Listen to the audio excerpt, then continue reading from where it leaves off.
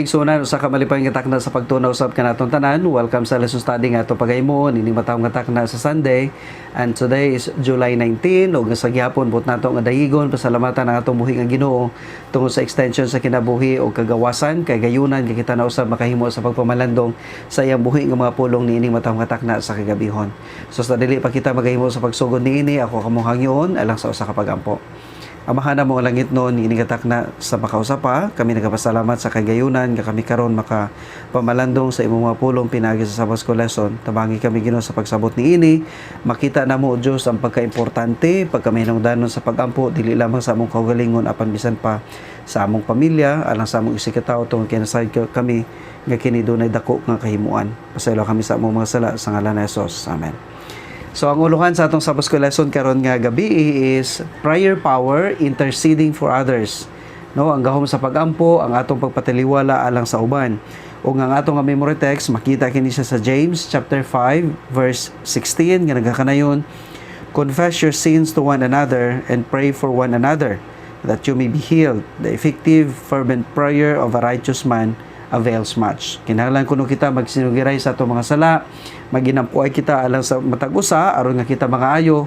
Of course kung atong tanawon mga kaisunan ang kaayuhan nga ginahisgutan dili lang kaayuhan physically, no, kundi labaw sa tanan kaayuhan sa espirituhanon nga bahin tungod kay mapasaylo ang atong mga sala ug ang Ginoo magahatag gayud sa espirituhanon nga mga panalangin nga atong ginapangayo.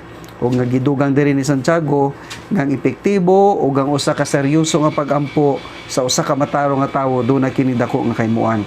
Now nahibaw-an nato nga sa wala pa sila nagsugod sa ilang pagministeryo kaniadto, dunay daghan nga mga panahon ang ilang gigahin alang sa pagampo. Pagampo dili lang alang sa ilang kaugalingon mga kaigsunan, kundi dili usab pagampo alang sa uban. Nagsugod sila sa ilang pagministeryo nga na-empower na sila sa balang espiritu. Og nasayo kita nga ang gahom sa balang espiritu miabot kanila on the day of Pentecost sa diha nga sila naghampo ug naghimo ni ining usa ka seryoso nga paghangyo sa Ginoo nga sila pagatabangan sa ilang pagministeryo. Now, usa-usab sa mga lulan nga ilang gibati mga kaigsunan dili lang alang sa ilang personal, no, nga mga welfare o personal nga mga concerns kundi usab alang sa kaluwasan sa uban nga makatawhan. Kay makita nato diri sa The Acts of the Apostles page 37, gi-quote diri sa introduction sa atong lesson nga ingon siya dinhi, the disciples did not ask for a blessing for themselves merely. They were weighted with the burden of the salvation of souls. They realized that the gospel was to be carried to the world and they claimed the power that Christ had promised. So gibati nila ang lulan, gibati nila ang dako nga kabalaka usab alang sa kaluwasan ngadto sa uban. Mao man gani nga nagahin gayud sila og dako nga panahon alang sa pagampo, dili lamang sa ilang protection, kundi alang sa conviction, alang sa mga kasing-kasing nga unta maablihan, mga panghuna-huna nga unta makasabot sa diha nga ilang ipresenta ang mao nga kamatuoran. Now gawas ni ini nga concern mga kaigsuonan, ang atong topic diri sa Sunday naghisgot siya mahitungod sa realidad nga atong ginaatubang karon. Nganong kinahanglan man ang pagampo?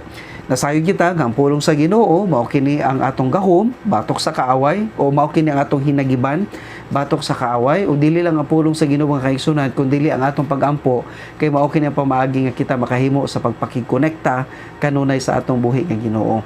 Now dinhi sa maong subtopic sa Sunday nga giuluhan a cosmic struggle, dunay pipila ka mga text nga gi-quote dinhi, no. Una basahon nato ang Revelation chapter 12 verses 7 to 9 nga nagaingon, and there was war in heaven. Michael and his angels fought against the dragon, and the dragon fought and his angels, and prevailed not, neither was their place found anymore in heaven. Now, dili lang ni maong narrative ang nagasulti, apan dunay daghan pa usab nga mga teksto sa libro sa Pinadayag, bisan pa usab sa mga uban nga mga libro sa Balang nga Kasulatan nga nagapakita nga dunay dako nga gubat nga nahitabo gikan sa langit, nasayod na taniana sa diha nga nagrebelde ang kaaway ug nga kini nga gubat nagapadayon hangtod karon, pero dili ni siya gubat nga sama ni ana makita nato sa salida nga dunay pipila ka mga pagbinayloay sa mga bala sa mga cannons, binayloay sa bala sa mga pusil o mga rockets o guban pa, kundi this is more on battle sa prinsipyo mga kaigsuonan, battle sa mga choices, battle taliwala gayud sa maayo dautan, sa matarong o sa kadautan.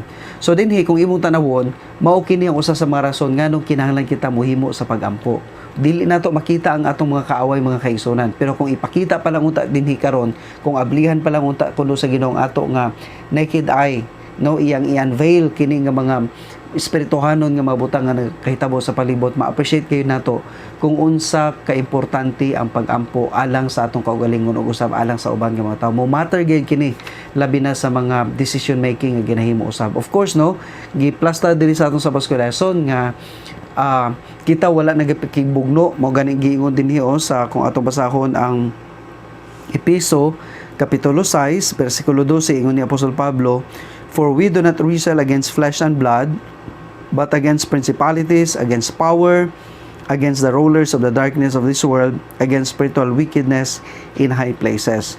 Kaya wala kita nagapakigbugno batok sa unod ug sa dugo, apan batok sa mga principalities sa gahom, sa mga nagadumala o mga gamhanan ni ining usa ka mangitngit nga kalibutan o sa espirituhanon nga kadautan mga kaigsuonan. Now, kini nga realization magahatod gayud nato sa paghimo o paghangyo nga hatagan usab kita og espirituhanon nga gahom sa pagpakigbuntog sa kaway, and that can only be done through prayer and Bible reading. Of course, ato naman nasayran last quarter kung unsa ka mahinungdanon ang pagbasa sa balang nga kasulatan mga kaigsuonan. Now dinhi si Ellen White doon na siya quotation, no, nga quote din sa atong Sabbath School lesson sa The Great Controversy page 525 nga nagaingon, "It is part of God's plan to grant us in answer to the prayer of faith that which He would not bestow did we not thus ask."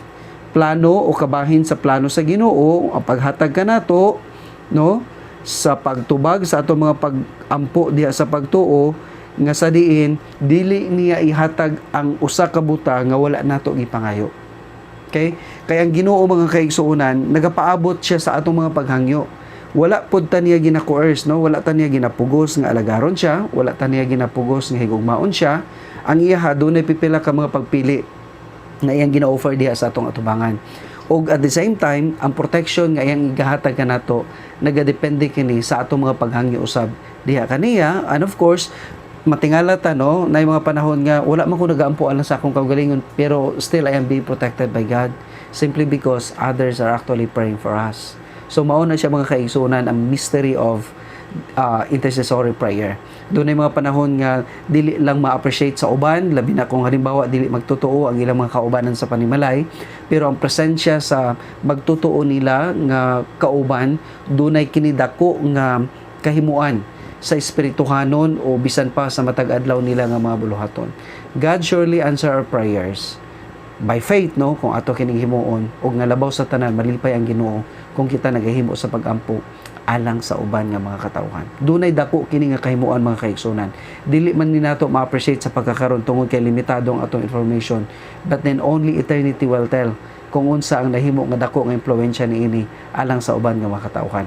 So usa kini sa mga ministry mga kaigsunan, usa kini sa mga ministeryo nga pwede nato himuon. Dili man kita makawali, dili man kita makakanta, no, dili man kita makahimo sa pagpamisita sa tagsa ka mga puloy-anan, pero nasayod ko nga dili kita tanan doon na ingon ani nga mga talento, pero nasayod ko nga kitang tanan makahimo sa pagampo. Mao na nga palihog yan po nato atong mga pangulo, no, yan po nato atong mga magbubuhat, yan po nato atong mga kaubanan sa simbahan, yan po usab nato ang atong mga kaubanan sa sulod sa puloy-anan. Tungod kay importante kini labi na sa panahon nga atong ginapuy-an karon nga ang kaaway nagapaningkamot gayod sa pag hatag o pipila ka mga kalibog sa atong hunahuna mahitungod sa mga butang nga nagaabot karon sa kalibutan. So hinaot nga Ginoo, magapanalangin ka nato mga kaigsunan samtang kita magapadayon sa pagampo sa patag-usa o magahimo kita sa pagministeryo usab kanila pinagi sa mga mensahe dinhi sa balang nga kasulatan. Kini akong pagampo.